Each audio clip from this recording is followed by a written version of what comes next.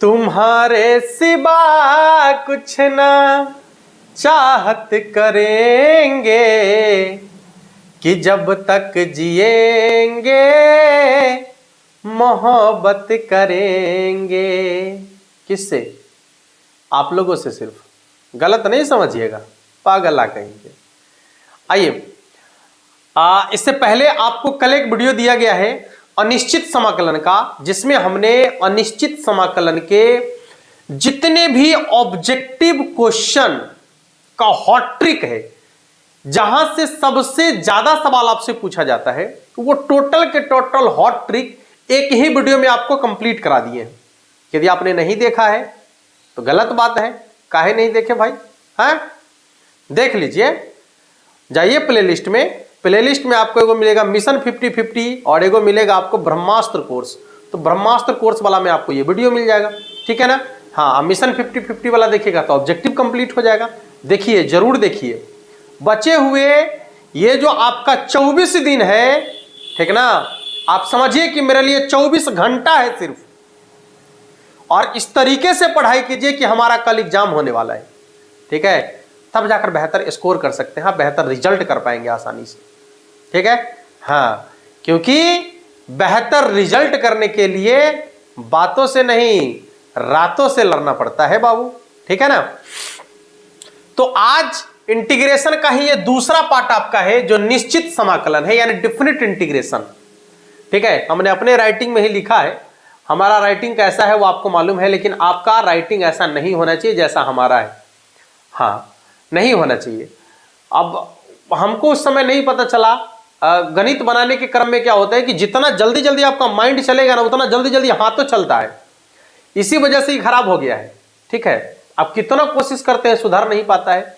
चाहे जो भी बच्चा, गणित जब बनाने के लिए आप बैठिएगा तो जितना जल्दी आपका ब्रेन चलेगा ना, जितना जल्दी जल्दी आप कैलकुलेशन कीजिएगा, चाहिएगा कि उतने जल्दी जल्दी कॉपी में उतारते चले जाएं, ठीक है? तो इसलिए जितना भी लगभग ऐसा देखा गया है कि जो भी मैथमेटिक्स का स्टूडेंट होता है या जो टीचर होते हैं, लगभग उनका हैंडराइटिंग जो है ना नहीं बन पाता। उसका रीजन यही है, और कोई विशेष रीजन नहीं है, ठीक है ना? तो जैसा भी है आप पढ़िए, कोई दिक्कत नहीं है। लिखा हुआ है कि निश्चित समाकलन यानी कि डेफिनेट इंटीग्रेशन का सब्जेक्टिव और ऑब्जेक्टिव, इसके लिए दो अलग अलग वीडियो नहीं आने वाला है, एक ही वीडियो में हम दोनों आज आपको पढ़ाने वाले हैं। इसका टोटल सब्जेक्टिव कॉन्सेप्ट भी यही में होगा और टोटल ऑब्जेक्टिव कॉन्सेप्ट भी यही में होगा, ठीक है ना? हाँ, तो इसके लिए आपको क्या करना है, और यहां से सवाल आपके बोर्ड एग्जाम में पूछा जाता है, जान लीजिए। आज कॉन्सेप्ट पढ़ाएंगे, कल क्वेश्चन पढ़ा देंगे, टोटल क्वेश्चन बैंक का भी, ठीक है? तो ये आपका कंप्लीट हो जाएगा। फिर वेक्टर हम लोग देखेंगे, ठीक है ना?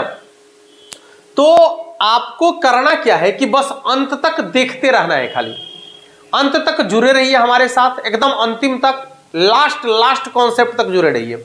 आज जब पूरा कॉन्सेप्ट आप पढ़ लीजिएगा ना, तब आप दिमाग में कैलकुलेशन कीजिए, ठीक ना, कि आपने कितना सीखा है। और ये वादा है, ये गारंटी है कि जो पढ़ा देंगे दिमाग में उतर जाएगा एकदम। आप कहियो नहीं भूलिएगा, एक जमवा में जाकर लिखिएगा, बाद में बाल बच्चा को भी पढ़ाइएगा, ठीक ना? हाँ, और तब उस समय नाम लीजिएगा कि कोई पढ़ाए थे गुरुजी हमको, हैं? नाम नहीं लेगा, पागला है। चलो, हाँ, टोटल ऑब्जेक्टिव और subjective, total concept and hot tricks, यहां देखिए, total concept and total hot tricks एक ही क्लास में आज खत्म होने वाला है, ठीक है? थोड़ा सा धैर्य बनाएंगे, एकदम दिल को थाम कर बैठिएगा, मजा आने वाला है, खतरनाक वाला, ठीक है? चलिए, आइए शुरू करते हैं क्लास। है ये कहा गया भाई, है ये कहा गया। चलिए देखिएगा, करना क्या है, सबसे पहले निश्चित समाकलन बनाने के से पहले आपको जो है, आपको अनिश्चित समाकलन बनाने आना चाहिए, जो आपको भली भांति आता है बनाने। सभी बच्चों को अनिश्चित समाकलन बनाने आता है, क्योंकि हमने पूरा अनिश्चित समाकलन को पढ़ाया है आपको, ठीक है? तो सभी लोगों को अनिश्चित समाकलन बनाने आता है। तो यदि आपको अनिश्चित समाकलन का क्वेश्चन सॉल्व करने आता है, तो समझ लीजिए कि आपको निश्चित समाकलन 110% समझ में आएगा, ठीक ना? हाँ, यदि अनिश्चित समाकलन आपको नहीं बनाने आता है तो समस्या हो सकता है। चलो, समस्या होगा, कैसे होगा? वीडियोवा देख लीजिए ना जल्दी से जाके, पहले वो वीडियोवा को देख लीजिएगा। जैसे अभी इस पूरा लाइव सेशन को खत्म कर लीजिए, वीडियोवा को देख लीजिए, फिर देख लीजिए इसको, हो गया बात खत्म। हाँ एकदम यही तो करना है। देखिए इसमें क्या होता है आपका कि इसमें आपको यहां पर सीमा का मान दे दिया जाता है, ठीक है। ये जो नीचे लिखा हुआ रहता है इसको बोलते हैं निम्न सीमा, आराम से समझेंगे। यह है आपका निम्न सीमा, और ये जो ऊपर लिखा हुआ रहता है इसको बोलते हैं उच्च सीमा, ठीक है। यह है आपका उच्च सीमा, ठीक है ना। ऊपर वाला है उच्च सीमा और नीचे वाला क्या है, निम्न सीमा। देखिएगा तो इसमें जो है सीमा का मान दिया हुआ रहेगा आपको, और यहां पर अंदर में कोई फंक्शन दिया हुआ रहेगा, ठीक है। और आपको जो है इस फंक्शन का कहेगा कि इंटीग्रेशन करके निश्चित समाकलन का मान निकाले। निश्चित समाकलन मतलब इसका एक्यूरेट मान। जैसे इससे पहले हम जो अनिश्चित समाकलन पढ़े हैं उसमें जब आप इंटीग्रेशन करते हैं तो आप एक चीज देखे होंगे कि वहां पर जो है सी आप लास्ट में लिखते हैं, ठीक है ना। लास्ट में आप क्या लिखते हैं, सी। तो वो सी क्या है, तो सी एक कांस्टेंट है जिसका मान निश्चित नहीं है, वो सी का मान कुछ भी निकल सकता है। लेकिन इसमें एकदम कांस्टेंट मान निकलेगा, यानी इसका जो है एकदम निश्चित वैल्यू निकल कर आएगा, ठीक है। ये तो हो गया इसका बेसिक कॉन्सेप्ट। लेकिन अब इंटीग्रेशन करना कैसे है, आसान है। आपको एक नया काम सिर्फ इतना ही करना है, जो अनिश्चित समाकलन में आप पढ़े हैं, जितनी भी बातें आपने अनिश्चित समाकलन में पढ़ा है वो टोटल क्रिया आपको निश्चित समाकलन में करना है। एगो नया काम तन्नी को कर देना है बाबू, हाँ एकदम तन्नी को नया काम करना है। देखिए ना, मान लीजिए कि इसका इंटीग्रेशन आप कर लिए, तो इंटीग्रेशन करने के बाद आया आपका fx, मान लीजिए। तो आपको क्या करना है बाबू कि इंटीग्रेशन करने के बाद ये जो सीमा आपको दिख रहा है, ये निम्न सीमा और ये उच्च सीमा यहां पर रख देना है। यहां पर निम्न सीमा, यहां पर उच्च सीमा। और इसके बाद क्या करना है कि इसमें x के जगह पर पहले उच्च सीमा का मान रखेंगे और फिर माइनस देंगे, और फिर यहां x के जगह पर निम्न सीमा का मान रखेंगे, यानी हो जाएगा f b minus f a, ठीक है। f b minus f a, समझ में आ गया। क्वेश्चन जो आपको दिया गया रहेगा, अनिश्चित समाकलन के विधि से सबसे पहले दिए गए फंक्शन का इंटीग्रेशन कर लेंगे। इंटीग्रेशन करने के बाद जो फंक्शन आपका होगा उसमें आपको दो गो सीमा का मान दिख रहा होगा, हाँ। तो जो नीचे लिखल है उसको निम्न सीमा, जो ऊपर में लिखल है उसको उच्च सीमा, हाँ। और हमेशा x के जगह पर पहले उच्च सीमा रखेंगे और माइनस देके फिर x के जगह पर निम्न सीमा रखेंगे, आपका आंसर बन जाएगा रे बाबू। हाँ बस इतना ही काम तो है। अब क्वेश्चन देखिए, जैसे मान लीजिए सीमा का मान है 1 से 2 और यहां लिखा हुआ है x² dx। मान लीजिए कि इसका इंटीग्रेशन करने के लिए कह रहा है, कर दीजिए ना। x² का इंटीग्रेशन करने के लिए आपको बताएं कि तो होल पावर वाला है। देख लीजिएगा, पावर में 1 जोड़ कर उतने से भाग करेंगे, यही तो इंटीग्रेशन होगा। पावर में 1 जोड़ कर उतने से भाग करेंगे और जो सीमा का मान है उसको यहां लिखेंगे। तो 1 से 2 है सीमा का मान, लिखेंगे। करना क्या है बाबू, x के जगह पर पहले 2 रखेंगे और माइनस देके x के जगह पर फिर 1 रखेंगे। तो रख दीजिए, यहां x के जगह पर 2 रखिए तो कितना हो जाएगा, 2 के पावर 3 बट्टा में 3 और माइनस x के जगह पर 1 रखिए तो 1 के पावर 3 अब बट्टा में 3। देखिए 2 के पावर 3 कितना होगा, 2 दूना 4 दूना 8, तो 8 बट्टा में 3 और माइनस 1 के पावर 3 कितना होगा, तो 1 अब बट्टा में 3। इसका लॉसन लेंगे तो कितना हो जाएगा बाबू, 3 के बराबर। ये हो जाएगा आपका 8 और माइनस 1, 8 में से 1 घट गया तो कितना हो जाएगा बाबू, 7 के बराबर, यानी बट्टा में हो जाएगा आपका 3। तो इसका आंसर हो जाएगा आपका 7 बटा 3 के बराबर। अब आप आंसर निकल गया आपका 7/3, तो 7/3 निश्चित मान है ना कि उसमें परिवर्तन किया जा सकता है नहीं, तो वो आपका निश्चित समाकलन है। समझ में आ गया निश्चित समाकलन बनाना कैसे है? पहले अनिश्चित समाकलन से इंटीग्रेशन करने के बाद जो फंक्शन आपको दिखेगा उसमें x के जगह पर पहले ऊपर वाला यानी उच्च सीमा का मान रखेंगे, फिर माइनस देके x के जगह पर निम्न सीमा का मान रखेंगे, भिन्न का जोड़ घटाव कर देंगे या जो भी गणित का क्रिया होगा कर देंगे। करने के पश्चात जो मान निकल कर आएगा वो आपके निश्चित समाकलन का वैल्यू कहलाएगा। ठीक है ना बाबू, आसानी से समझ में आ गया होगा। एक सवाल और इस पर कर लेते हैं, ठीक है। मान लीजिए कि क्वेश्चन आपका कुछ ऐसा है, सीमा का मान है यहां पर 0 से π/2 और यहां लिखा हुआ है आपका sin x इंटू dx, ठीक है। अब आपसे कह रहा है कि इसका इंटीग्रेशन करना है, निश्चित समाकलन। तो निश्चित समाकलन से पहले आपको इसका अनिश्चित समाकलन करना है। साइन का इंटीग्रेशन मालूम होना चाहिए, माइनस कॉस एक्स, ठीक है। हाँ, माइनस को बाहर रहने दीजिएगा। सीमा का मान है 0 से π/2, ठीक है, लिख दिए। माइनस को बाहर रहने देंगे। अब गौर करेंगे, x के जगह पर पहले उच्च सीमा रखना है, तो कितना हो जाएगा cos π/2 माइनस कॉस कितना 0, ठीक है। यह हो जाएगा आपका माइनस कॉस 90 डिग्री का मान। तो कॉस 90 डिग्री का मान जो होता है 0 के बराबर होता है।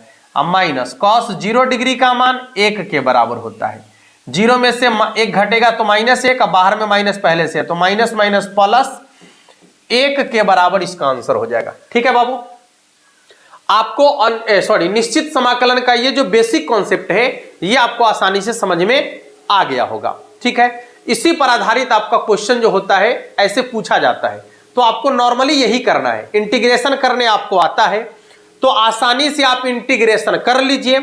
इंटीग्रेशन करने के बाद, ठीक है ना, इंटीग्रेशन करने के बाद x के जगह पर आपको बारी बारी से मान रखना है, पहले उच्च सीमा का फिर माइनस देके निम्न सीमा का क्वेश्चन बन जाएगा। ठीक है, चलिए अब एक चीज और आपको बताते हैं, ध्यान से देखिएगा कि यदि मान लिया जाए कि सीमा का मान कुछ ऐसा हो, जैसे यहां पर है 1 से 2, ठीक है ना, ऊपर में आपका है 2x और नीचे में आपका है 1 + x², ठीक है, इंटू dx। जैसे इससे पहले वाला में आप क्या देख रहे थे कि ऐसा फंक्शन दिया जा रहा था जिसका कि डायरेक्ट इंटीग्रेशन संभव है, माने सीधे सीधे उसका जो है इंटीग्रेशन कर लेते थे, लेकिन ऐसे फंक्शन का डायरेक्ट इंटीग्रेशन संभव नहीं है। तो आपको जब डायरेक्ट इंटीग्रेशन संभव नहीं है तो ऐसे फंक्शन का इंटीग्रेशन करने के लिए कॉन्सेप्ट आपको बताए हैं, प्रतिस्थापन विधि ना। प्रतिस्थापन विधि में आपको बता दिए है कि किसको किसको मानना है। याद कर लीजिए एक बार वही बात फिर से कि मानना किसको किसको है। तो मानने के लिए होल पावर वाला को, पावर को छोड़कर जो आधार में रहेगा उसको मानना है। इसके बाद त्रिकोणमितीय अनुपात के कोणांक को मानना है। इसके बाद लॉग के कोणांक को मानना है, ई के पावर वाला को मानना है, रूट के अंदर वाला को मानना है, बटा वाला को मानना है। और सबसे बड़ी बात तो ये बताए थे कि मानना उसी को है जिसका डिफरेंशिएशन इसमें दिया गया है। ठीक है, हाँ, तो यहां देख सकते हैं आप कि यहां जो बटा में दिख रहा है 1 + x², यदि आप इसका डिफरेंशिएशन करते हैं तो 2x के बराबर हो जाएगा ना, यानी इसको जो है प्रतिस्थापन विधि से बनाना पड़ेगा।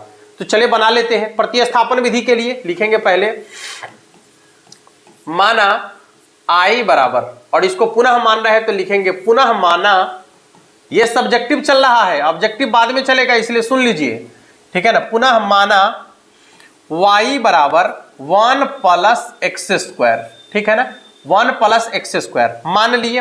अब मानने के बाद, ठीक है, आपको क्या करना है कि यदि आपके मन में चल रहा है कि इसके सीमा के मान को भी चेंज करे तो आप कर सकते हैं, यदि नहीं करने का मन है तो सीधे क्रिया करना पड़ेगा। ठीक है, अच्छा, सीमा का मान चेंज कैसे होगा तो देख लीजिए।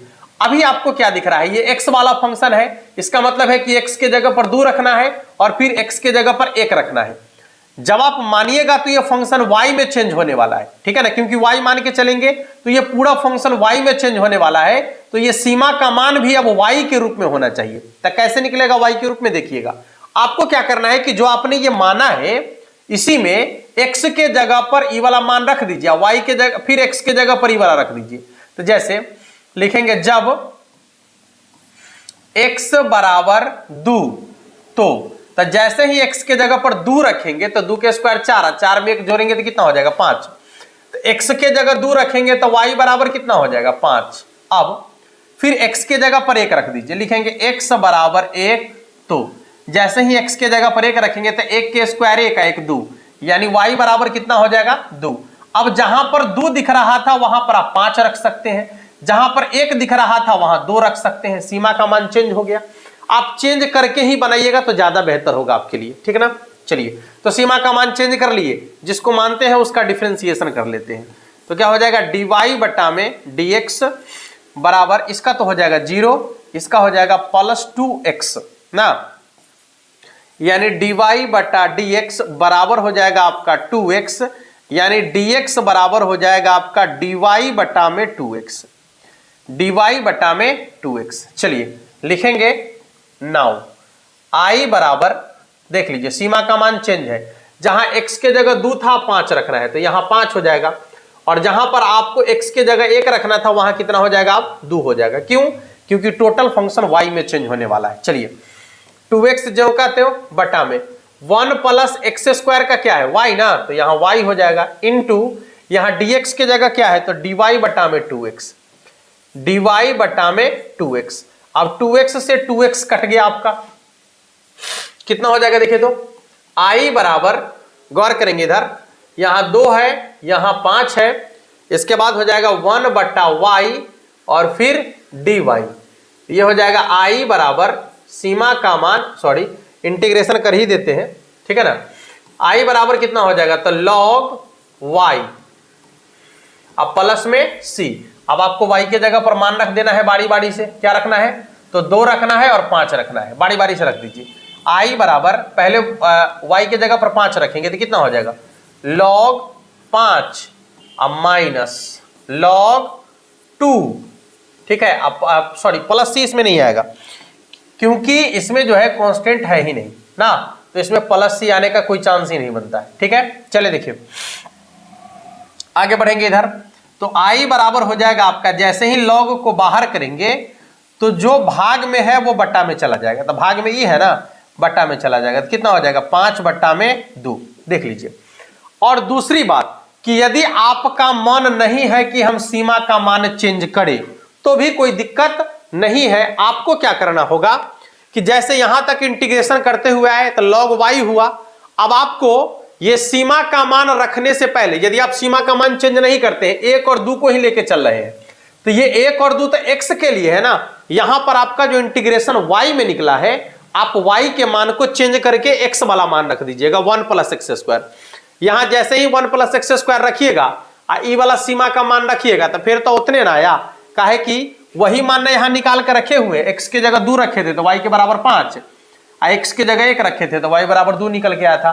तो जो क्रिया हम वहां करेंगे उससे पहले यहां कर सकते हैं आप, यहां नहीं करने का मन है तो वहीं पर क्रिया कीजिए। इंटीग्रेशन करने के बाद y के जगह पर जो आपका मान है वाला लौटा दीजिए, यही मान रख के देखिए फिर इतना ही आएगा आपका, ठीक ना। तो ये इसका दूसरा कॉन्सेप्ट है, और ये दूसरे कॉन्सेप्ट पर भी आपसे जो है 2 अंक का सवाल पूछा जाता है आपके बोर्ड एग्जाम में, ठीक है। तो ये दूसरा कॉन्सेप्ट भी आपको समझ लेने की जरूरत है।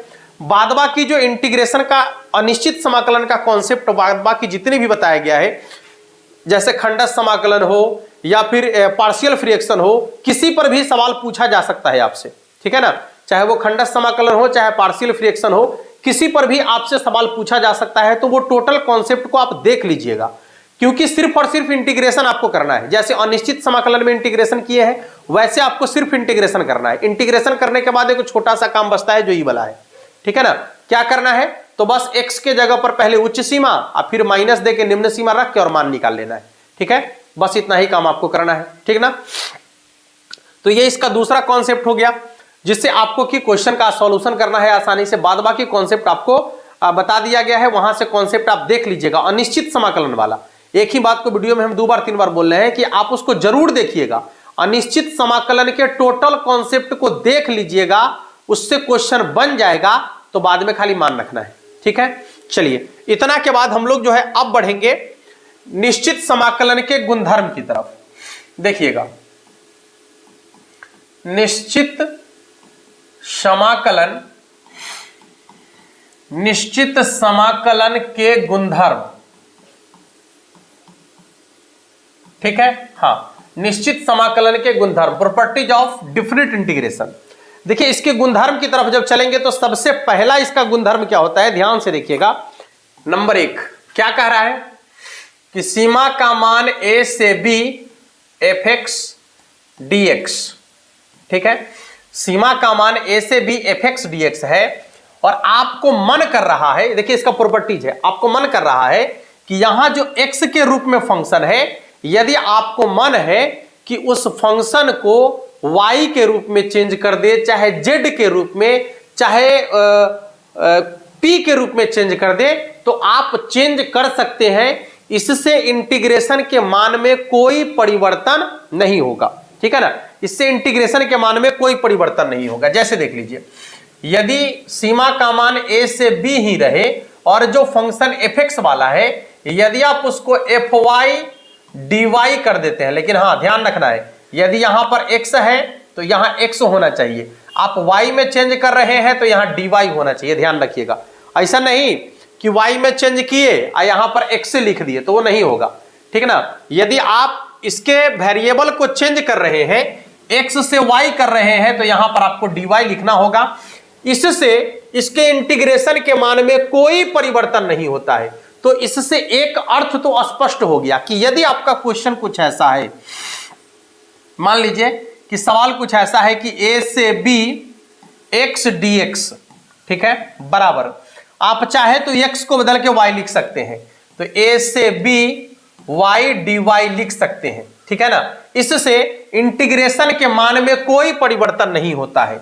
जैसे मान लीजिए कि यहां है 1 से 2, ठीक ना, x के पावर 5 dx, और आपको मन है कि x को y में चेंज कर दे, तो कर दीजिए। सीमा का मान ज्यों का त्यों y के पावर 5 dy चेंज कर लीजिए। इससे इंटीग्रेशन के मान में कोई परिवर्तन नहीं होता है। ठीक है ना, तो जब कभी आपको ऐसा जरूरत पड़े कि हम x वाले वेरिएबल को चेंज करके y के रूप में लिख दे, तो आप लिख सकते हैं। शर्त है कि सीमा का मान नहीं बदलना होगा। ठीक है ना, और यदि x को y में चेंज करते हैं तो dy लिखना पड़ेगा, z में चेंज करते हैं तो dz लिखना पड़ेगा। जैसे मान लीजिए कि यहां पर है, ध्यान से देखिएगा कि 0 से π/2 sin x dx, ठीक ना, और आपको मन कर रहा है कि x में नहीं, इसको z में चेंज कर दे, कर दीजिए।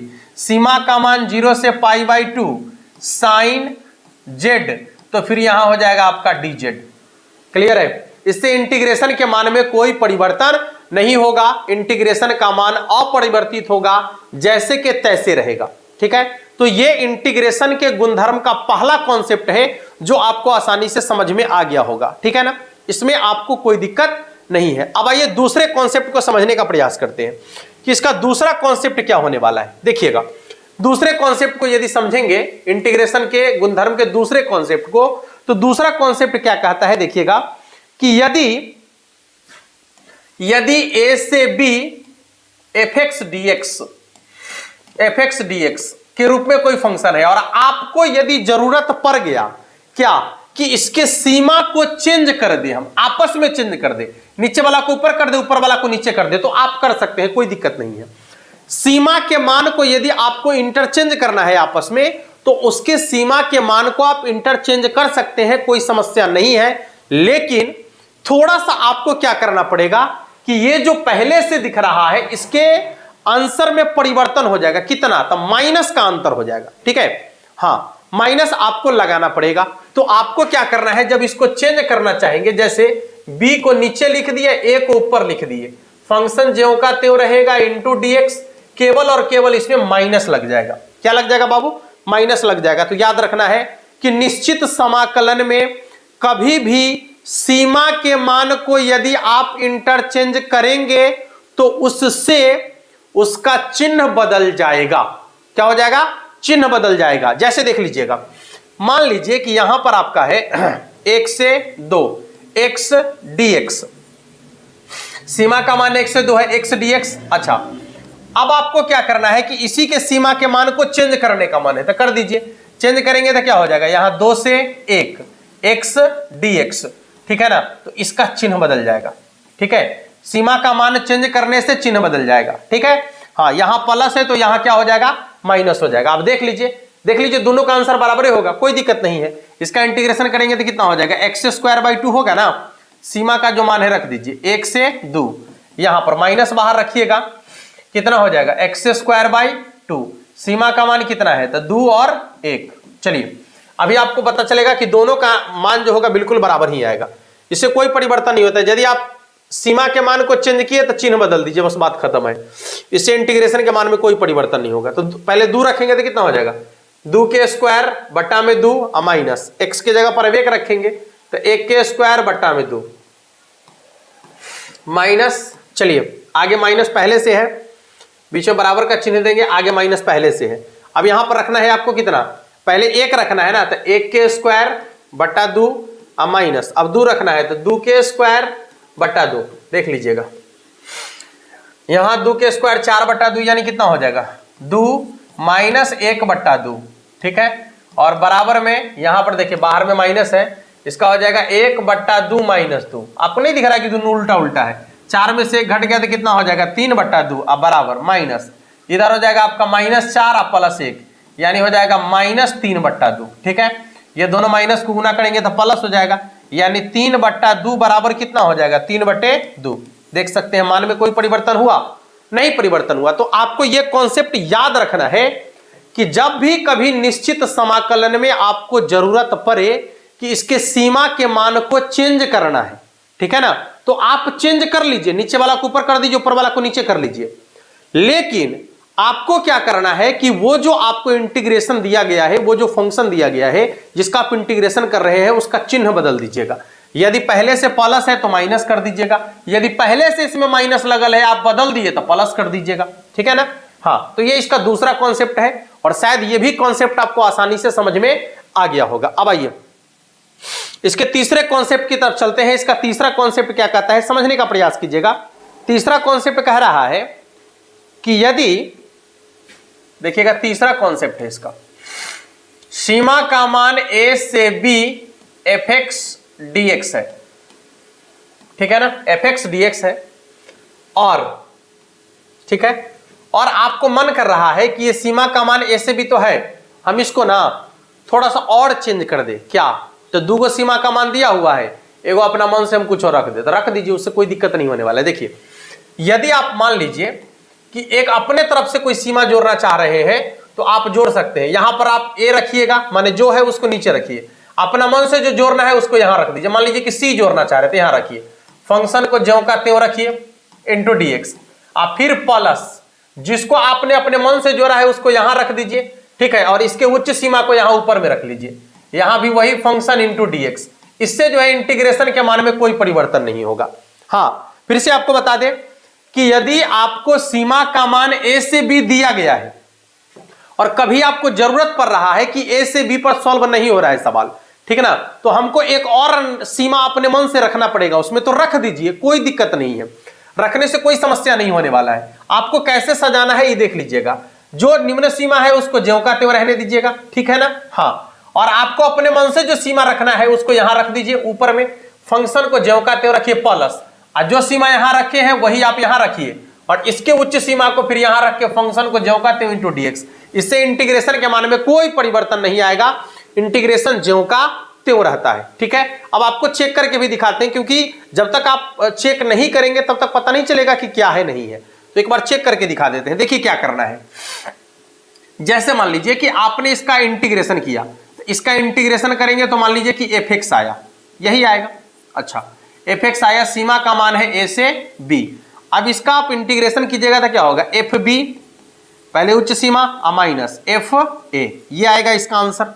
ठीक है ना, तो अब इसका भी यही आना चाहिए। देखिए बिल्कुल आएगा, इसका इंटीग्रेशन कीजिए, चूंकि फंक्शन तो वही है ना, तो इंटीग्रेशन करेंगे तो यहां भी एफ एक्स ही होगा ना, बस सीमा का मान अलग अलग है, यहां है ए से सी, ठीक है कोई बात नहीं। अब इसका इंटीग्रेशन कीजिए, तो चूंकि फंक्शन सेम है तो इसका इंटीग्रेशन भी उतना ही होगा, तो एफ एक्स होगा, ठीक है। और यहां है सीमा का मान सी से बी, गौर करेंगे इधर, पहले आप उच्च सीमा रखिए तो कितना हो जाएगा एफ सी माइनस कितना होगा F A, F C minus F A, plus है तो प्लस रखेंगे। अब यहां रखिए क्या हो जाएगा एफ बी माइनस एफ सी।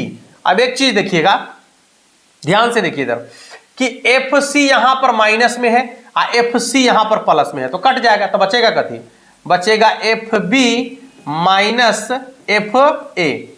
तो अब आप देख सकते हैं कि जितना इसका इंटीग्रेशन हुआ, ये जो आपने नया सीमा जोड़ा, ठीक है, जोड़ने के बाद इसको सजाया, तो सजाने के बाद भी इसका इंटीग्रेशन भी उतना ही आया, F B minus F A के बराबर ही आया। कोई परिवर्तन हुआ क्या, नहीं परिवर्तन हुआ, लेकिन आपको क्वेश्चन बनाने में सहूलियत हो सकता है, ठीक है ना। हाँ, और इस कॉन्सेप्ट पर कौन सा क्वेश्चन बनता है, जब हम लोग क्वेश्चन की तरफ चलेंगे तो वहां पर आपको जरूर बताएंगे।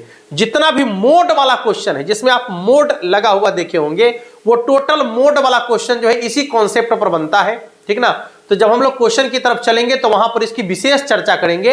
अभी आपको कॉन्सेप्ट समझाते हुए चल रहे हैं। कॉन्सेप्ट आप फिर से समझ लीजिएगा कि यदि कोई आपका इंटीग्रेशन का फंक्शन दिया गया है, उसमें सीमा का मान आपको दिया गया है ए से बी, चाहे कुछ भी सीमा का मान दिया हुआ रहे, कोई फर्क नहीं पड़ता है। यदि आपको जरूरत है कि एक नया सीमा हमको रख देना है, इसमें एक नया मान रखने का है, तो आप रख सकते हैं, कोई दिक्कत नहीं, लेकिन सजाने का तरीका ध्यान रखिएगा। जो पहले वाला का निम्न सीमा है उसको जगह पर ही रहने दीजिएगा, जो आपने अपने मन से रखना है उसको ऊपर रखिएगा, ठीक है ना। हाँ, और फिर उसी सीमा को यहां नीचे रखिएगा, और जो इसका उच्च सीमा है उसको ऊपर रख दीजिएगा, फंक्शन को ज्यों का त्यों रखिएगा। इससे इंटीग्रेशन के मान में कोई परिवर्तन नहीं होगा। चलिए एक क्वेश्चन हम आपको सजाकर ही दिखा देते हैं, रुक जाइएगा। जैसे मान लीजिए कि यहां पर है 1 से 3 एक्स स्क्वायर dx, ठीक है। हमारा मन कर रहा है कि 1 से 3 पर सवाल नहीं बनेगा, मान लीजिए हमारा मन कर रहा है कि एक नया सीमा हम रख दे, अपने मन से कोई मान रख दे, तो रख लीजिए। हमारा मन कर रहा है 2 रखने का, तो रखेंगे, कोई दिक्कत नहीं है। देखिए सीमा का मान जो नीचा वाला है उसको ज्यों का त्यों, अपना मन से जो रखना है उसको ऊपर रखिए, और फंक्शन को ज्यों का त्यों रखिएगा, ठीक है। अब प्लस जो यहां ऊपर में रखे हैं वही नीचे में रखिए, और इसके उच्च सीमा को जो है अपने जगह पर रखिए। एक्स स्क्वायर dx हो गया आपका क्वेश्चन बन गया, देख लीजिए।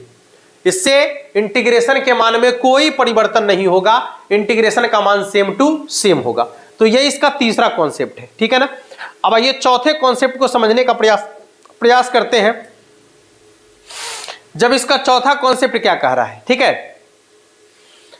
चलिए अगले सवाल को देखेंगे, सॉरी सवाल नहीं, अगले कॉन्सेप्ट यानी चौथा कॉन्सेप्ट इसका क्या है देखिएगा, समझने का प्रयास करेंगे चौथा कॉन्सेप्ट को, कि सीमा का मान a से b है, ठीक ना, एफ एक्स डी एक्स। अब बराबर में गौर करेंगे इधर, बराबर में यदि आपको जरूरत पड़े, ठीक है, तो आप एक चीज और कर सकते हैं इसमें, कि दोनों सीमा के मान को जोड़कर, ध्यान से देखिएगा, दोनों सीमा के मान को जोड़कर और उसमें से जो वेरिएबल x आपको दिख रहा है उसको आप घटा लीजिए, ठीक है। उसको आप क्या कर लीजिए, घटा लीजिए। इससे इंटीग्रेशन के मान में कोई परिवर्तन नहीं होगा, अर्थात ये सीमा का मान a से b ज्यों का त्यों रहेगा।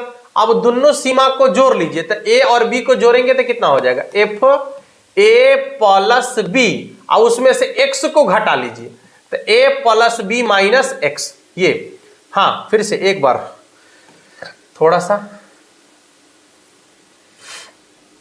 इसको भी हटाना पड़ेगा। हाँ देख लीजिएगा, ये हो गया आपका a प्लस b, और इसमें से आप x को घटा लीजिए, ठीक है ना, इंटू dx। इससे जो है इंटीग्रेशन के मान में कोई परिवर्तन नहीं होगा, इंटीग्रेशन का मान ज्यों का त्यों रहेगा। करके देख लीजिए क्या दिक्कत है। अच्छा, करके देखने में क्या जा रहा है, देख लीजिए। यदि आप इसका इंटीग्रेशन करेंगे तो क्या होगा, एफ एक्स मान लीजिए, ठीक है ना, एफ एक्स होगा इसका इंटीग्रेशन।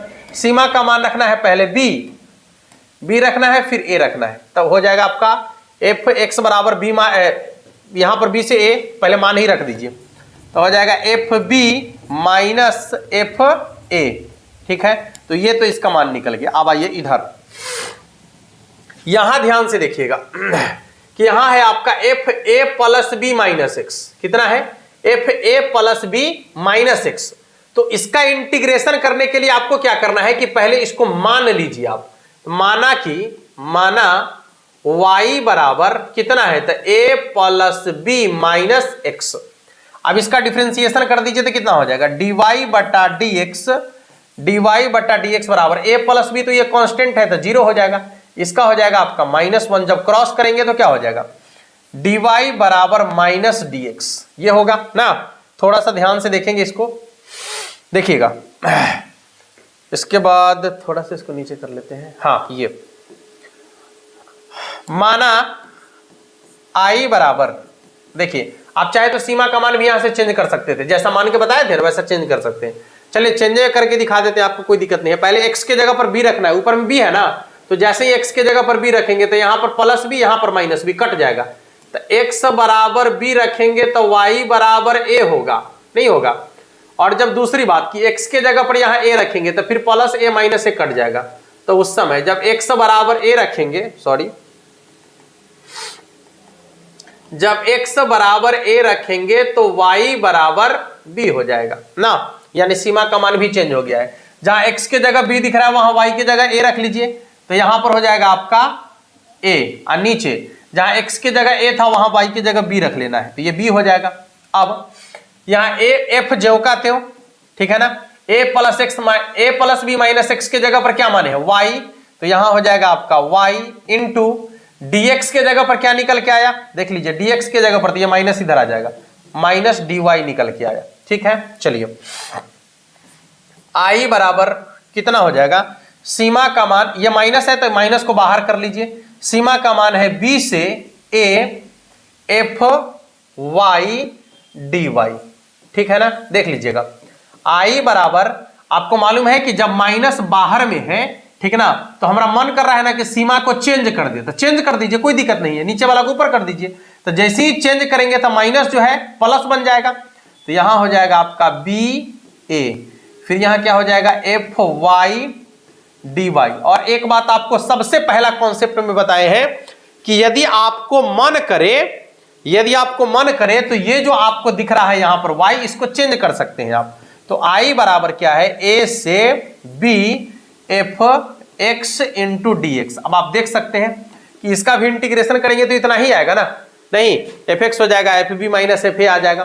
तो आपको क्या करना है कि यदि आपको कभी जरूरत पड़ जाए, ठीक है, और इंटीग्रेशन करने के लिए इसकी जरूरत है, तो आप कर सकते हैं कि दोनों जो सीमा का मान आपको दिख रहा है, दोनों सीमा के मान को जोड़कर उसमें से एक्स घटा से लेते हैं, घटाने के बाद इंटीग्रेशन के मान में कोई परिवर्तन नहीं आएगा, वो बिल्कुल ज्यों का त्यों रहेगा, वो नो चेंज रहेगा। ठीक है ना, जैसा कि आपको यहां दिख भी रहा है। ठीक है, बस कॉन्सेप्ट को ठीक तरीके से यदि आप समझ लेते हैं ना, तो एको को क्वेश्चन आपसे नहीं छूटेगा, क्योंकि कॉन्सेप्ट इज अ पावर, जो हमारा मानना है कि कॉन्सेप्ट इज अ पावर। अब इस पावर को आपको समझ लेना है, जैसे ही आप पावर समझ लीजिएगा ना, तो क्वेश्चन हमारा तो भागेगा आपसे। समझ में आ रहा है कि नहीं आ रहा है? हाँ, चलिए सॉरी, देखिए भाई, सर्दी का मौसम है, बहुत ज़्यादा ठंड बढ़ते जा रहा है, इसलिए आप सब अपने स्वास्थ्य का पूरा ख्याल रखें। ठीक है ना, हाँ, कोई भी लापरवाही ना करें, और हम लोगों को तो थोड़ा सा लापरवाही हो ही जाता है, क्या कर सकते हैं। देखिए, ओहो, चलिए अगला कॉन्सेप्ट, इसी का वो अगला कॉन्सेप्ट है, इसी का है कि यदि सीमा का मान a से b ना होकर 0 से a हो जाए, मान एगो 0 हो जाए, एगो a हो जाए, कोई बात नहीं है, एगो 0 हो जाए, एगो a हो जाए, एफ एक्स डी एक्स। ठीक है, एफ एक्स डी एक्स। तो अब आप इसको क्या करेंगे, तो करना वही है, क्योंकि आप यहां देखे हैं कि दोनों सीमा को जोड़कर उसमें से x घटा सकते हैं, तो इसमें भी कर सकते हैं, कोई दिक्कत नहीं है। क्या कर सकते हैं, 0 से a ज्यों का त्यों रहने दीजिए, दोनों सीमा को जोड़कर x घटा लीजिए। तो जैसे ही 0 में a जोड़ेंगे तो कितना होगा, a उसमें से x घटा लेंगे तो कितना हो जाएगा, F A minus x into में dx। ठीक है, तो आप ये भी कर सकते हैं, कोई दिक्कत नहीं है। ठीक ना। हाँ, इसी का ये है, इसी का ये व्युत्पन्न है। तो आप समझ सकते हैं यहां से कि ए और बी के जगह पर जो है 0 से ए रखा गया है, तो आप इसको जोड़कर एक्स घटा सकते हैं, तो कोई दिक्कत नहीं होगा। दोनों का जो है मान सेम टू सेम होगा, इसमें कोई परिवर्तन नहीं आने वाला है। ठीक है, चलिए आगे बढ़ जाते हैं। थोड़ा सा मेन कॉन्सेप्ट अभी हम लोग समझने का प्रयास करेंगे। देखिए, सीमा का मान यदि -a से a हो और fx dx, ठीक है, सीमा का मान यदि -a से a हो और अंदर में कोई फंक्शन हो fx dx, ठीक है, तो इसका मान 0 के बराबर होता है। ठीक है, लेकिन कब इसका मान 0 के बराबर होता है? जब ऑड फंक्शन हो। ठीक है ना, जब क्या हो? ऑड फंक्शन हो। अब ऑड फंक्शन कैसे पहचानेंगे अभी आपको बताते हैं। यदि ऑड फंक्शन नहीं होता है, यदि ये आपका इवन फंक्शन आ जाए यानी सम फलन आ जाए, तो वैसे कंडीशन में क्या होता है? 2 × 0 से a fx, यही ना होता है, 2 × 0 से a fx dx। हाँ, fx dx ऐसा कब होता है? तो जब इवन फलन हो, इवन फंक्शन हो। ठीक है ना, इवन फंक्शन हो। अच्छा, ऑड फंक्शन और इवन फंक्शन को पहचानेंगे कैसे? यह भी बड़ी बात है। ठीक है ना, ऑड फंक्शन और इवन फंक्शन को पहचानेंगे कैसे? तो इसके लिए क्या करना है, देखिएगा, जो फंक्शन आपका fx दिया हुआ रहेगा ना, जो फंक्शन आपका fx दिया हुआ रहेगा, उसमें x के जगह पर -x रखना है। ठीक है ना। हाँ, आपको क्या करना है कि जो फंक्शन fx दिया हुआ रहेगा उसमें x के जगह पर -x रखना है, और यदि इसका मान -fx के बराबर हो जाए, यानी आपने x के जगह पर माइनस रखा और उसका मान माइनस में निकल गया। ठीक है, यदि आपने x के जगह पर माइनस रखा और उसका मान माइनस में निकल गया, तो ये आपका कहलाता है ऑड फंक्शन। ठीक है ना, ये कहलाता है ऑड फंक्शन। ठीक है, और ऑड फंक्शन कौन कौन होता है समझ लीजिएगा। x के पावर में ऑड नंबर, यदि x के पावर में ऑड नंबर है तो वो आपका ऑड फंक्शन होगा। क्लियर है? x के पावर में यदि ऑड नंबर है तो वो आपका ऑड फंक्शन होगा। दूसरी बात ध्यान से सुन लीजिएगा, साइन, टैन, कॉसेक, ठीक है, साइन, टैन और कॉसेक, यदि इसके पावर में भी ऑड नंबर है, ठीक है, यदि इसके पावर में भी ऑड नंबर है, माने विषम संख्या है, ठीक है, यदि इसके पावर में भी ऑड नंबर है तो यह भी आपका ऑड फंक्शन है। ठीक है, तो जब भी ऐसा फंक्शन आ जाएगा तो वो ऑड फंक्शन कहलाएगा, और ऑड फंक्शन का इंटीग्रेशन जो है कितना के बराबर होगा? 0 के बराबर होगा। तो ये ऑड फंक्शन आपको आसानी से समझ में आ गया होगा। ऑड फंक्शन x के पावर में यदि ऑड नंबर है तो वो आपका ऑड फंक्शन कहलाएगा। साइन के पावर में ऑड नंबर है, टैन के पावर में ऑड नंबर है, या कॉसेक के पावर में ऑड नंबर है, माने विषम संख्या है, तो आपका ऑड फंक्शन कहलाएगा। और ऑड फंक्शन का इंटीग्रेशन 0 होता है, लेकिन कब? तो जब सीमा का मान -a से a होगा तब।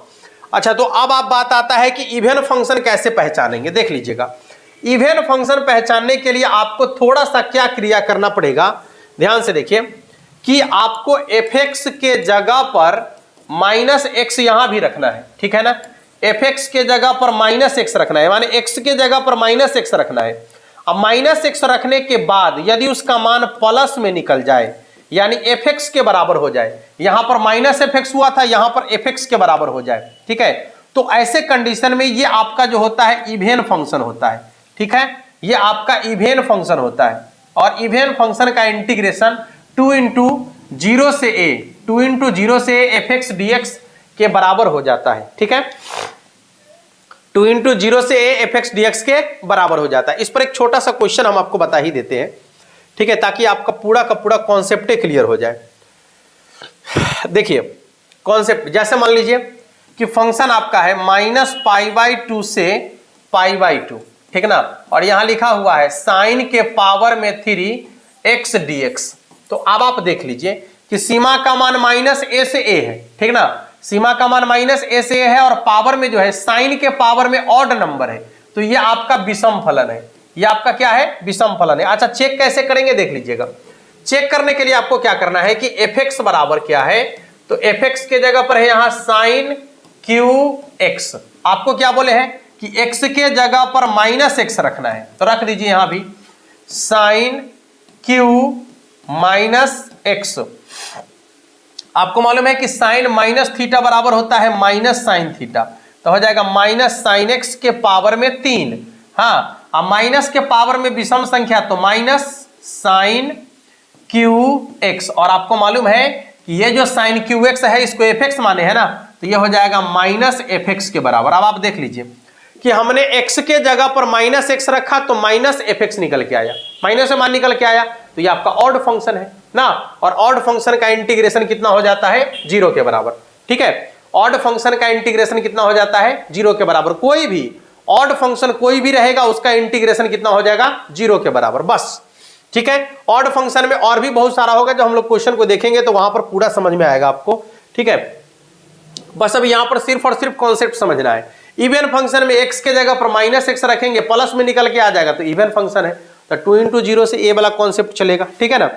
हाँ, तो मूल रूप से आपको जो है आपका मूल रूप से यही कॉन्सेप्ट है, मूल रूप से यदि कहा जाए तो। ठीक है, यही कॉन्सेप्ट है, और इसी कॉन्सेप्ट पर आधारित आपको जो है सबसे ज्यादा क्वेश्चन आपसे पूछा जाता है। तो इस तरीके से आपका ये टोटल का टोटल कॉन्सेप्ट लगभग कंप्लीट हो गया। ठीक है, हाँ, कुछ और इसमें है कि यदि आपका कोई फंक्शन ऐसा दिया गया है, मान लीजिए कि a से b F x D x, ठीक है ना। हाँ, यदि ऐसा कुछ क्वेश्चन आपका दिया गया है और आपको मन कर रहा है कि इसके सीमा में हम कोई कांस्टेंट अपना मन से जोड़े, तो आप जोड़िए, कोई दिक्कत नहीं है। जितना आप सीमा में जोड़िएगा ना फंक्शन में से उतना घटा लीजिए, बस बात खत्म हो गया। यदि आप जैसे क्वेश्चन देखिए कि यहां 1 से 2 है एक्स डी एक्स, मन कर रहा है कि इसकी सीमा में हम 2 जोड़ देते, यहां भी 2 जोड़िएगा, यहां भी 2 जोड़िएगा, ठीक है ना, तो यहां से 2 घटा लीजिए आप, हो गया बात खत्म। बस इतना ही करना है आपको। ठीक है, यदि उसके सीमा में कोई कांस्टेंट जोड़ना चाह रहे हैं तो जोड़ दीजिए, तो जितना जोड़िएगा दोनों में जोड़िएगा, ऊपर भी जोड़िएगा नीचे भी जोड़िएगा, उतना ही आपको फंक्शन में से क्या करना है घटा लेना है। ठीक है, ये सब कॉन्सेप्ट बहुत रेयर केस में होता है, लेकिन बता ही दिए। यदि घटाने का मन है तो घटा सकते हैं, जितना यहां से घटाना है उतना ही यहां से घटा लीजिए, और जितना घटाइएगा उतना इसमें जोड़ दीजिएगा। उल्टा काम करना है, यहां जोड़िएगा तो यहां घटा लीजिए, और यदि यहां घटाइएगा तो यहां जोड़ लीजिएगा। ठीक है ना। यदि गुना कीजिएगा तो उतना से भाग कर लीजिएगा, यदि कुछ से भाग करेंगे तो उतना से गुना कर लेंगे। जो आप समझ रहे हैं ये बहुत बड़ी चीज नहीं है। तो कुल मिलाकर आपका जो है इंटीग्रेशन का टोटल सब्जेक्टिव कॉन्सेप्ट इसमें कंप्लीट हो गया। अब वीडियो भी शायद थोड़ा सा ज्यादा बड़ा हो गया, हम चाह रहे थे कि एक ही वीडियो में कंप्लीट करें, ठीक ना, लेकिन शायद नहीं हो पाएगा। हम तो सोचे थे कि हो जाएगा, लेकिन ज्यादा बड़ा वीडियो करना ठीक भी नहीं है। एक वीडियो और कर लेते हैं ना, एक वीडियो में अलग अलग रहेगा तो ज्यादा ठीक रहेगा। इसमें पूरा सब्जेक्टिव, एक और वीडियो कर लेंगे उसमें पूरा ऑब्जेक्टिव। ठीक है, हो गया बात खत्म, पूरा का पूरा कंप्लीट। ठीक है, पूरा का पूरा कंप्लीट हो जाएगा आपका। तो ऐसा करते हैं, नेक्स्ट क्लास में हम लोग जो है इसके ऑब्जेक्टिव कॉन्सेप्ट को देख लेंगे। आज सब्जेक्टिव कॉन्सेप्ट को हमने कंप्लीट कर लिया है। ठीक है, यदि आपको पसंद आया हो, बेहतर लगा हो, समझ में आया हो कॉन्सेप्ट, तो वीडियो को लाइक जरूर कीजिएगा, चैनल को सब्सक्राइब करना नहीं भूलिएगा। ठीक है, मिलते हैं फिर नेक्स्ट क्लास में, और तब तक के लिए आप सभी को जय हिंद।